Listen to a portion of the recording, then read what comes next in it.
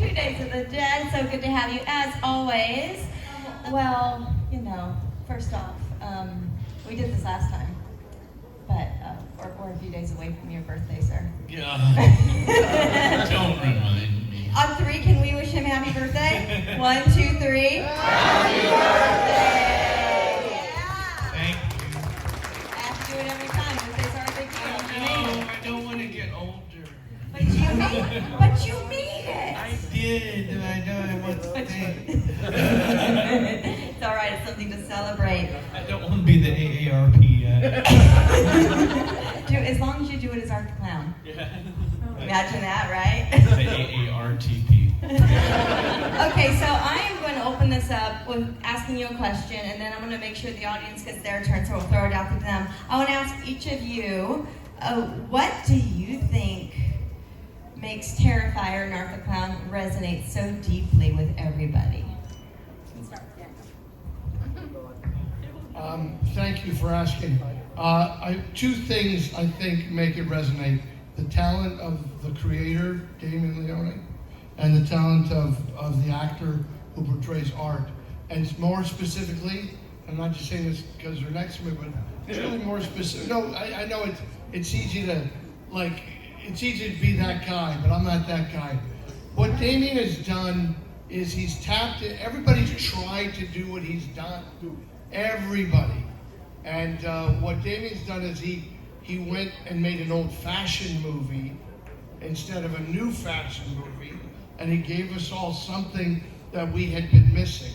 A silent and deadly protagonist who kills without mercy and does it in an entertaining way. And that's why I think you've captured people of all ages, because whoever remembers Chaplin, and whoever remembers The Exorcist remembers The Exorcist. And he's making a movie that's bringing us to all of that. So that's my opinion. Thank you for asking. Thank you, sir. I don't know, I couldn't have said it better myself. It was pretty damn good. I think that there was sort of this void missing from the slashers that we grew up loving, but that I grew up loving from the 70s and the 80s. And just as a fan, I was always trying to recapture that for myself, first and foremost, because I make these movies for myself, first and foremost, and I hope that there's other people out there, like-minded people who have similar tastes, who will also gravitate toward my imagination, and thankfully that's happened, so I'm really grateful for that. But I think ultimately it is the Art the Clown character, clearly, that everybody fell in love with, and what this gentleman here brings to that character, and I think it's just a perfect marriage. But there's a charm and a charisma to Art the Clown. There's an allure to his presence, and I think when it comes down to the violence, we really push the envelope and we walk the walk. And like Daniel said, it's taking what's fresh, it's taking what's familiar that we all love and grew up loving, but then trying to bring it to a new audience, or add a new flavor and a new flair to it. That's going to keep it fresh and interesting. So hopefully that's what we're doing. But then when you put this guy in those shoes, it becomes something else. So it's a great marriage. Yes.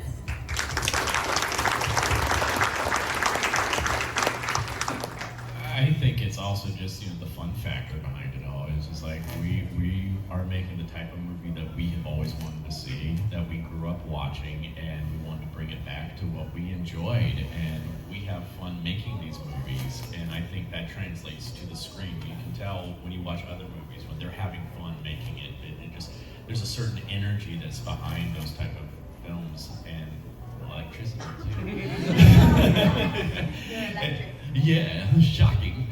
But so yeah, I think it's just the fun factor with the characters in this. It's not just Art. He's a fun character. Cian is an awesome, protagonist. It's all those combined is made for a fun film for everybody to watch. Awesome. Yes. Little pale girl's not so little anymore. You're all grown up. Look at you. So what do you think makes Art the Clown, the character, little pale girl who is an extension of him, resonate so deeply with? I think it's just the silence of both of them and the facial expressions, because it's the silence, it's a different creep factor, when you have a character that doesn't speak, because, I mean, most horror movies aren't like that, and the little pale girl, like, the fact that she just makes facial expressions and tilts her head in waves, I think that's just original, and same thing with art. It's just original, and it's not like anything else that's been done. And I think it was also just like all the hard work that was put into it, because I was 11 when I booked the role, and I cannot tell you how much hard work everybody put into it, on set, everything like that, flying up to New York and back to my hometown. Like, it was just so much work put into it. I think you can definitely see that in the movie, and I think that's what makes it special. Tell me, as a, you play it amazing, like you said, the facial expressions and the mannerisms. Did you get coaching from this guy? on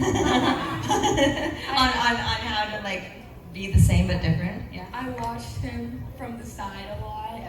Yeah, the first day I got there, I was watching him before my first scene, and I was just kind of studying him, seeing what he did, stuff like that, and then I just took it and made it my own. So, yeah. Amazing. Thank you.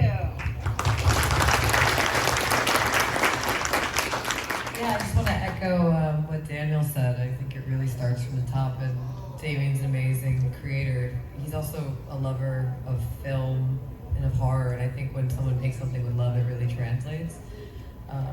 And it's definitely translated to me. I've fallen in love with the genre in these films, and then combined with David, and then all like Amelie was saying, all the really talented individuals, the cast, the crew. We're also all in love. We're artists, and we believe in his vision so much. And then combined with a fan base that is so in love also with horror, and us coming together, and then seeing that over the years build and build and build, and now the whole world is, privy to that. It's been a really, really beautiful, magnificent thing. So it's just something that's so unique and special, and I've never seen or been a part of anything like that. So yeah. Well, yes, absolutely. Good. Welcome to the family. Oh, thank you. I'm still around. So, for me, I think, we live in a crazy world. Everybody's busy. Everybody's got a lot of stuff going on. And every now and then we want to check out and have some fun. And so, I think what works is that I found myself getting a lot of joy and jubilation out of watching Art freeze Dan's face off and blowing up a mall full of kids. And so, it's a weird feeling to be laughing during that, but I just think it works. It's fun, and so my kids are afraid of me now, but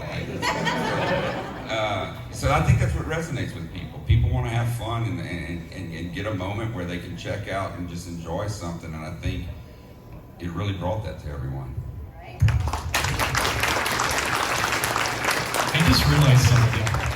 We have a sandwich here. We do. We do.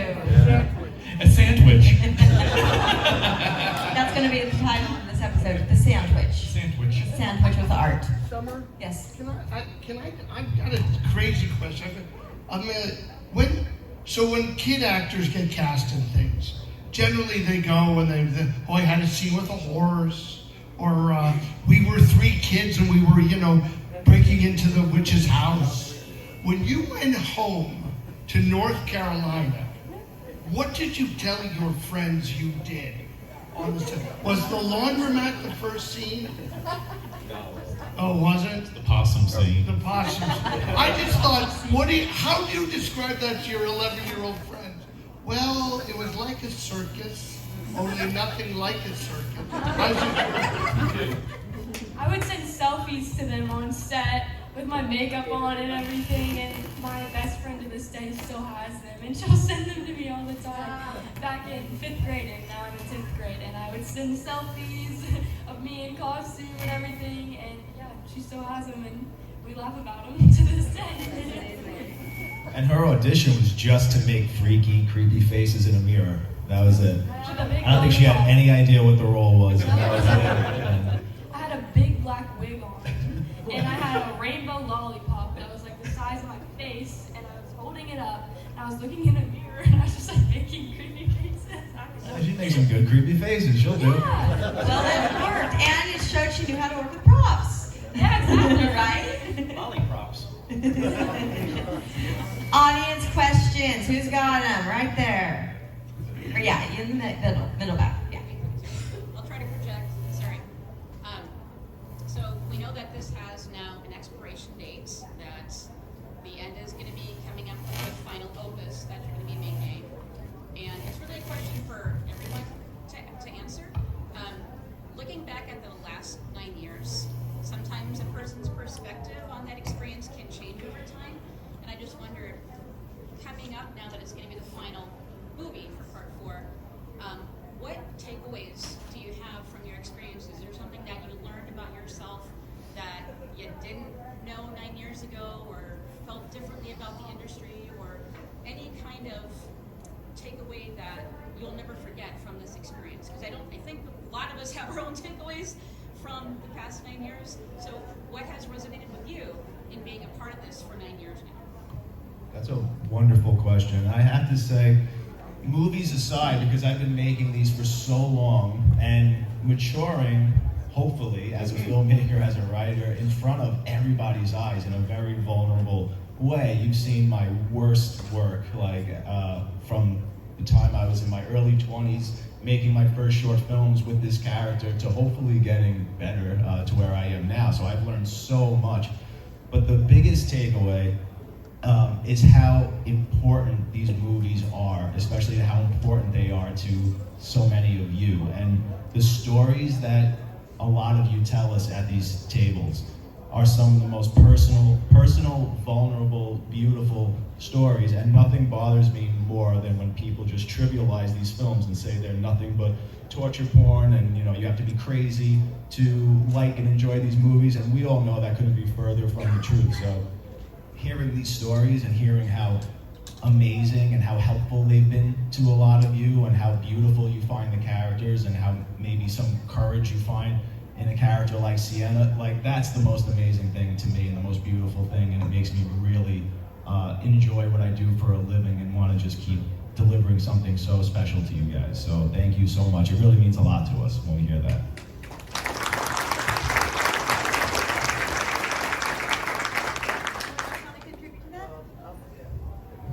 I just want to echo that. I mean, I have spoken to a lot of you, and they're always really beautiful exchanges, and some of the most amazing experience I've ever had is being at the conventions, meeting people, asking them why they love horror, because I didn't come into the horror industry early on in my life. I'm like new to it, and so it's kind of exciting, and I get to see it through other people's eyes. Oh my God, yes! I can't stand my voice. Fuck that girl! Perfect. Love you guys. I wish they were asking something trivial about my response. I'm getting really deep now. But yeah, it's been a really beautiful experience for me. I'm completely opened up to a genre that is magnificent, and for all the reasons we've described, because it's fun, because it's an escape, but also what Damien's saying is that we find a piece of ourselves in these characters, and it makes the day better. And yeah, meeting all of you and these past 10 years has changed my life. So.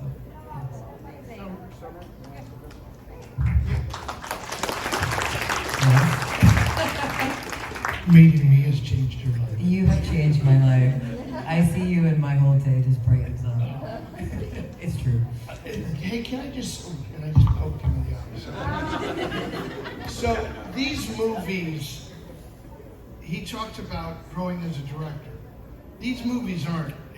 This was a 45-day shoot, 50-day shoot, 55-day shoot. I want to tell you something. I've known the guy for 4 years now.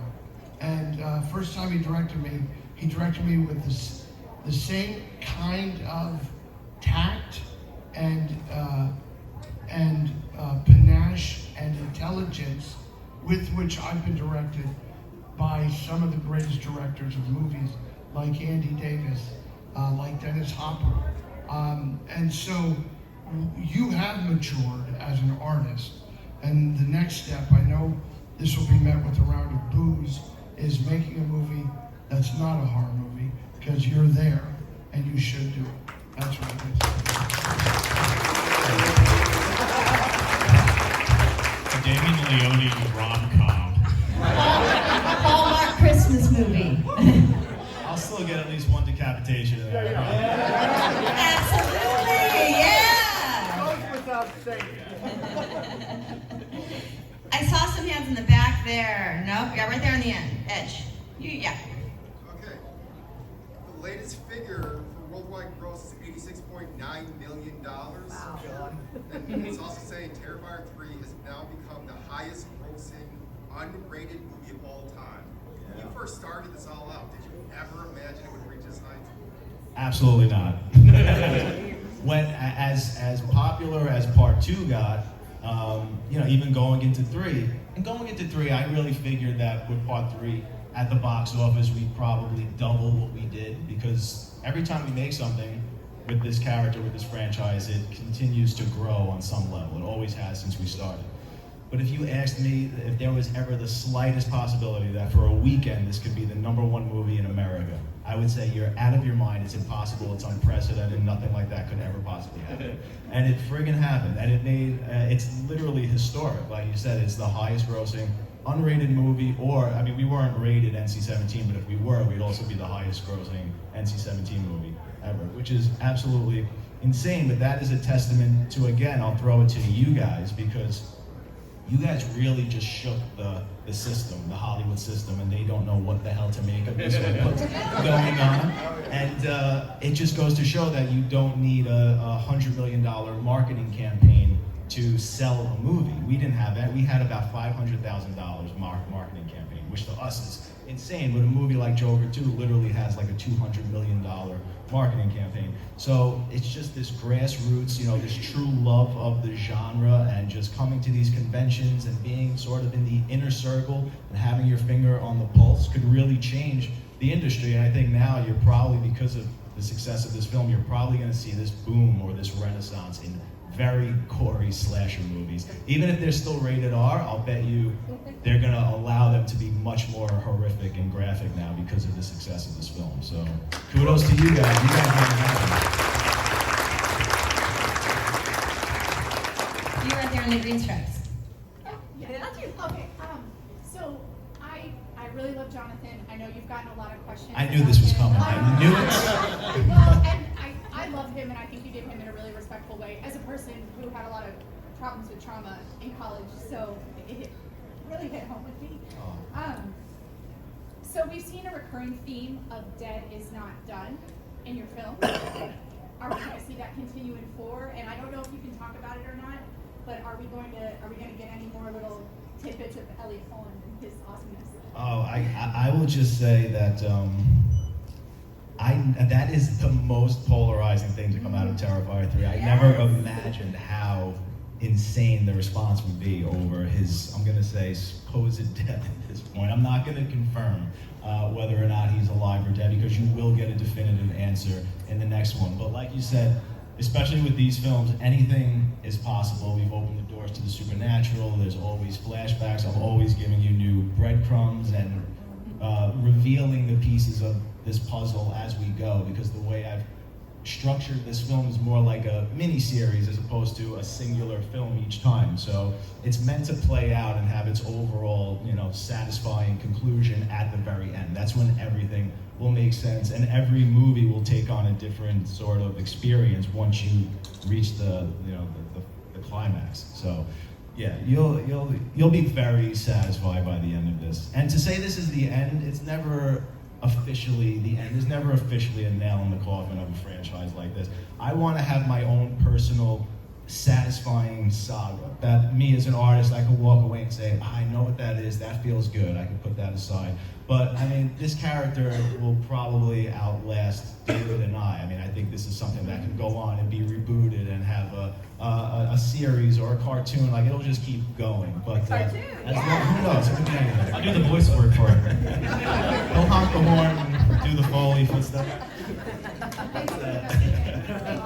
Yeah, so thank you very Well, I much. just see it now.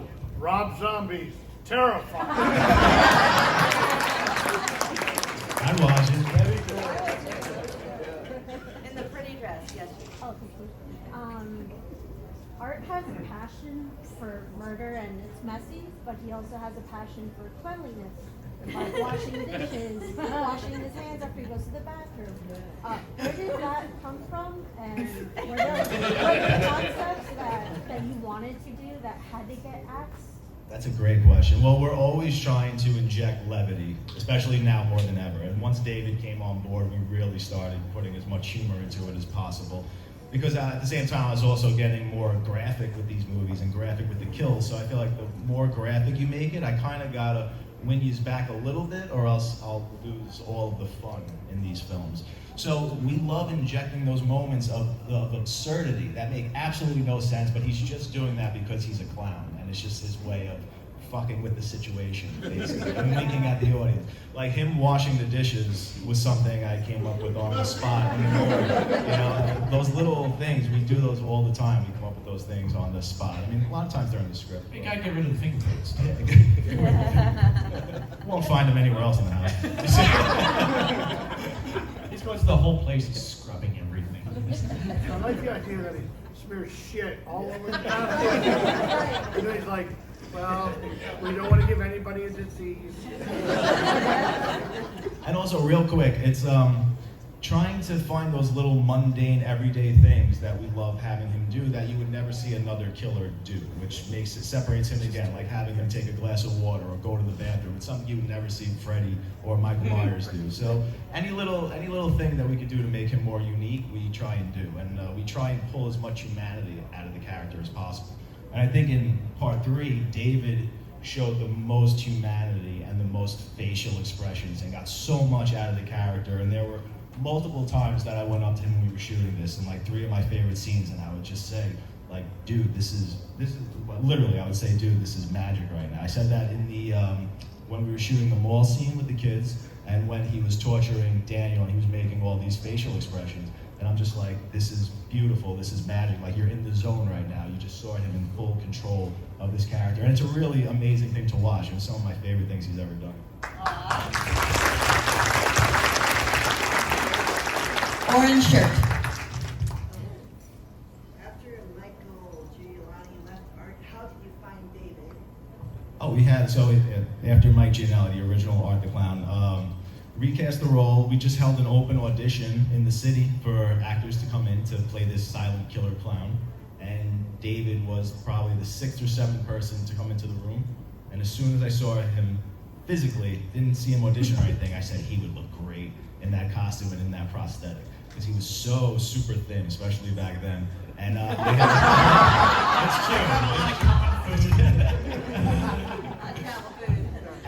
But seriously, that's what I was specifically looking for when I recast the role, because the sculpture of Art the Clown was always very gaunt, like a zombie. I specifically gave him these cheekbones and the sunken in eye sockets and everything, and I said, ooh, it's gonna look like something I haven't seen yet, and I know that's gonna look amazing for this character.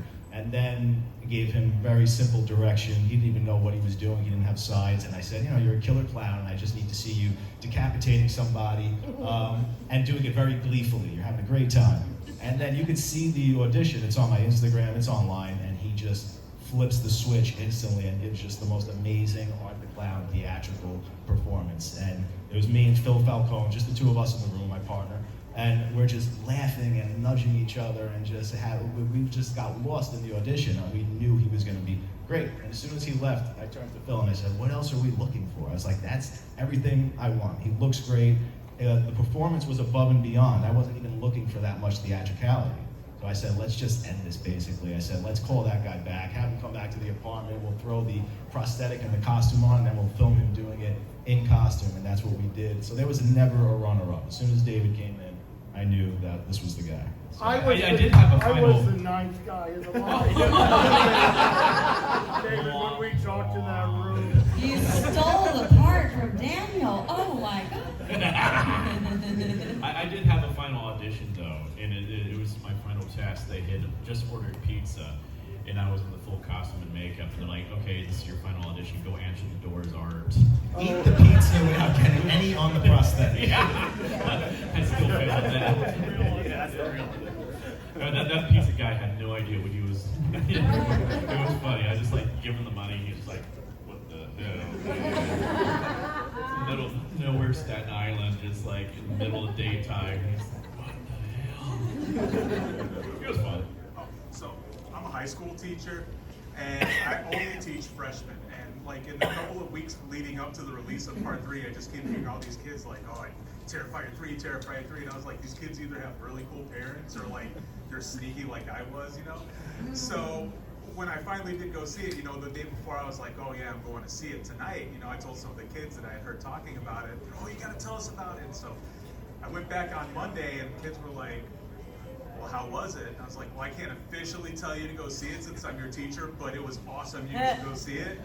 So I'm sorry if any of the parents are disturbed. And if you're, you know, Where were these guys administrator teachers when I was in high somewhere. school? So, but my question is, like, you know, obviously, as we see in part 3, you're definitely cool with killing off kids in the movie, which I, you know, the mom was that was fantastic. But I was wondering, how do you feel about like 14-year-old kids being able to see your movie? Like, because technically, I guess they're not really supposed to be in the theater watching it, right?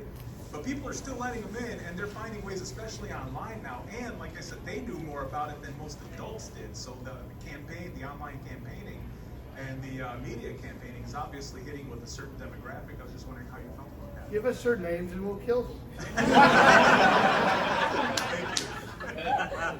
Well, I think that the fascinating thing is how many children love this character who haven't seen the movies. So they've just seen clips of him, or they've seen his image, and we hear that all the time at the tables, at the cons as well.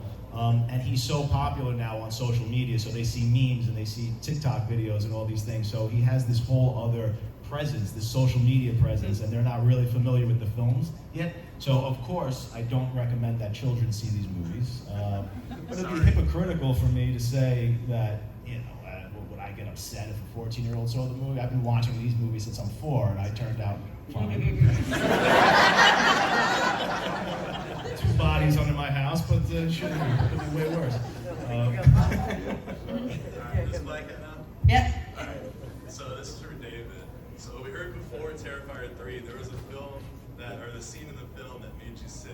Yeah. And I'm not quite sure what the film is. Now Terrifier 3 is out. Could I ask, in Terrifier 3, what scene to you as playing Art the Clown was most unnerving on set and watching film? And then he has his 3 most satisfying. What's your most satisfying as well from Terrifier 3? The scene was Aunt Jess's death. I don't like puke at all. And we actually filmed a lot more puke than what you see in the film. And it was disgusting, and that room was really hot and smelly anyway, and then they used this nasty cream of mushroom soup, and they had this magic stuff to it too. So it was disgusting, and then this biatch comes over in the full makeup, looking nasty, and had this horrible smelling bag of corn nuts. And just horrible breath. Horrible breath. I did not have horrible breath. Oh, you did. It smelled like someone crawled in your mouth and died. And you're I'm like, pretty sure that's not what corn nuts smell like. oh, they do. It's like, hey, what's wrong? But the rat shit was fine to him. It didn't bother rat shit him. was fine. But no, they're all like, please, can we send my because one of our Fuzz & Lens guys, Steve Delacello, sometimes fills in for me when I'm in makeup and stuff, like be my arm or something like that, so they can keep filming things. I'm like, can Steve just be my arm? Like, no, dude, your face is in the shot. I'm like, why? So I'm just on the side, just and there's a whole scene where like the vomit, like the projectile vomited out of that tube and hit this thing on the wall, like that they had a little sheet up for it, but it was like, that was just, I was just like, this is bad, and I just know that they were just doing this to torture me. You don't see my face in the shot at all in the movie during that. I'm like, this is not fair. I have some footage of this moment. Oh yeah, it's all on tape. I will really. It is all on tape. Oh, It's wow. there. This is real. But my most satisfying kill though, to me, my favorite one was Santa's death. That one, I just love that kill scene. And we were actually going to take it a little bit further than what you see in the film. We just ran out of time because we wanted to go to that whole snowman motif. And we had this whole thing where Art was going to also take 2 pieces of coal, light them on fire, and shove them into his eyes. And it was like, but we just ran out of time. I know. But we still got the carrot, and I just love that scene. That's also my favorite scene I have filmed in the whole entire series so far. That whole week was just magic with Danny and Brad and Clint. It was like the 4 of us. Damien just let us loose that week. We just got to play, and especially with Danny and I, he is such a great straight man. He knows how to really throw the joke to you. He was making all that dialogue was all him. He was just coming up with all this stuff with me torturing him. No, that's not. He really did come up with so many of those great lines. So funny. It was just like, he just knows how to throw you the joke, and it just gave me so much to work with. And it was just like, I grew up watching him and Clint and all them on, my whole entire life. So being able to do a scene with these guys was just pure magic. I loved working with him, and it was magic. And we just had, I think that was probably all of our favorite week on set. Mine. Yeah. The most fun I ever had filming any scene in any one of the entire movies. I'm so happy for you guys. So happy that's Well, I just you. did break corn nuts. That might It sounds like you guys had a great time filming. Your scenes are officially the worst. It has nothing to do with her, just the nature of the Victoria character. Do any of you have anything you want to contribute to that question, like most disgusting experience on set? Sam doesn't smell like corn nuts. I'm sure you have a lot of them. when the rat took a massive shit on me. They only had like 2 costumes for me, so I had to actually keep wearing the same costume. It was good for morale. I definitely channeled that. No, I'm never disturbed when we're filming it. It's more when I'm watching these films that I'm highly disturbed. Yeah. I had a question about, because, the first 2 Terrifiers set around Halloween. This one obviously was the holidays, Christmas. So I had a lot of dreams about what I was so excited for and anticipating. So I'm thinking candy canes, nutcrackers, chef roasting on an open fire. Were there any, That was a kills missed that you opportunity. maybe Or mistletoe, What was that last sentence? I'm sorry. Yes. Any kills that were holiday in nature, that were maybe kind of written out as, maybe, that's a maybe. They're moving them all to the Arbor Day. for Arbor Day. Leave me alone. Anything else? That's the reason why his kill existed, was because when I wrote the script, there were virtually no Christmas-based kills. There were religious-based kills, where there was the crucifixions and things like that. But I said, there's nothing here that really screams Christmas. But that's not what I like to do with this character. I like just traditional slasher movie kills, and I just like to do them on a very extreme level. And it was really George Stuber, the DP, who I was having lunch with him one day, and I told him this sort of dilemma. I was like, we need something. And he was the one who brought up, he's like, why don't you do something with like a Frosty the Snowman type kill or something like that. And then I was like, and then I thought of the torch from part 2, and I was like, what if we go in the opposite direction? I give him a frost gun instead of a torch, and then he could freeze somebody. And that was just the whole thing, where it still has to be gory, and then he'll shatter the bones in the body and stuff like that. But I thought that was a huge risk, and I liked the idea, but it was so comical and fantastical, and I was like, we're basically turning him into Mr. Freeze. I was like, could I pull this off in some kind of realistic way, and make it where he's building something with liquid nitrogen, and maybe the audience will buy it. So I was on the fence for a long time, but I'm glad that we did it, because it's a fun kill, and we still turned it into a gnarly, gross kill, so it was cool. I also have to add something too. Like Damien came up with 2 of my favorite things, almost in the spur of the moment on set too. And I think there's 2 moments that really resonate with the audiences as well, and I think they're hilarious. The one is the blood angel. We were trying that whole entire time for that kill scene. For weeks we were trying to come up with a way to add some kind of coda to the end of it, something funny there, and it was, what was that, the day of? Driving over. Yeah, it's like, why don't we do it blood angel? I'm like, oh my god, it's amazing. And that was like the last thing we filmed in the movie, and I was giddy when we were doing that. I was so happy. But the other one is like, people comment all the time on this, is Sienna getting slapped. That was pure. He was like, we're in the it's like, he's like, there's like, we need some levity here or something like that. It's like, why not every time you go by her, just slap her in the back of the head? It's like literal slapstick comedy. I was like, oh my god, Lauren. I'm like, Lauren, are you okay? She's like, okay, Dave. Lauren also got hit like over 30 plus times. Yeah, I was like, I am so my wife the back of the chair like, motherfucker. Like, I deserve that. But yeah, we do that all the time when we come up with stuff on the spot, like with props, and he's smelling the foot. I mean, that's all him when he, picks it up and then tosses it over the goal.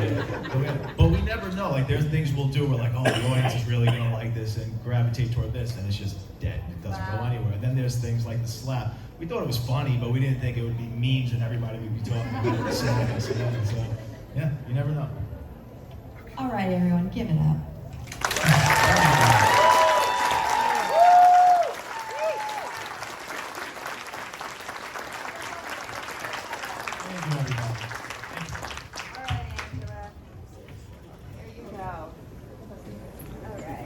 Huddle up. Oh, this way. Okay. I don't know what I'm doing. Get real close. Are we all in, Ange? Yep.